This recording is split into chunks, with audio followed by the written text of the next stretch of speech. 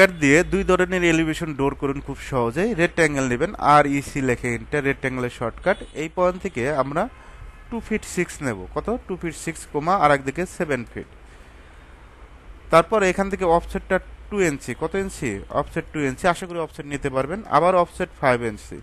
পারবেন না অফসেট নিতে? কথা বলেন, অসুবিধা নেই। তারপর এই পয়েন্ট থেকে এই পয়েন্টে একটা লাইন, এই পয়েন্ট থেকে এই পয়েন্ট একটা লাইন, এই পয়েন্ট থেকে এই পয়েন্ট, একইভাবে এই পয়েন্ট থেকে এই পয়েন্ট। ওকে, তারপর সার্কেল দিব। অবশ্যই লকটা দিতে হবে। এখান থেকে 1 ইঞ্চি। কত ইঞ্চি? 1 ইঞ্চি লাইন নেবেন।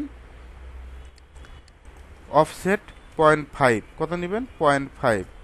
এদিকে 0.5, এদিকে 0.5, মাঝখানে একটা সিলেক্ট করে ডিলেট। এখন আমরা ট্রিম করে দিব। এই অবজেক্টটা ট্রিম করে দিবেন। এই অবজেক্টটা এখন আমরা ফিলেট করে দিব, এফ লেখে এন্টার। এটা কিন্তু লক হয়ে গেছে। এই একটা সিস্টেমে ডোর করতে পারবেন।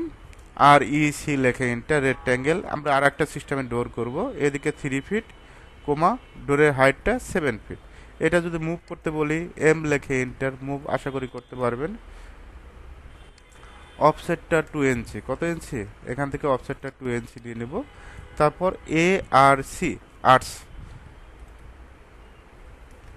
First point, second point, third point. Okay, তারপরে আপনি আর ইসি লেখে এন্টার। এখান থেকে একটা লক দিয়ে দিবেন। রেক্ট্যাঙ্গেল দিয়ে কি দিবেন? লক দিয়ে দিবেন। সুন্দরভাবে লক দিয়ে দিবেন। এখন এটা যদি আপনি সলিড কালারগুলো দেন, উডেনের কালারগুলো দেন, দেখতে আরেকটু ভালো লাগবে।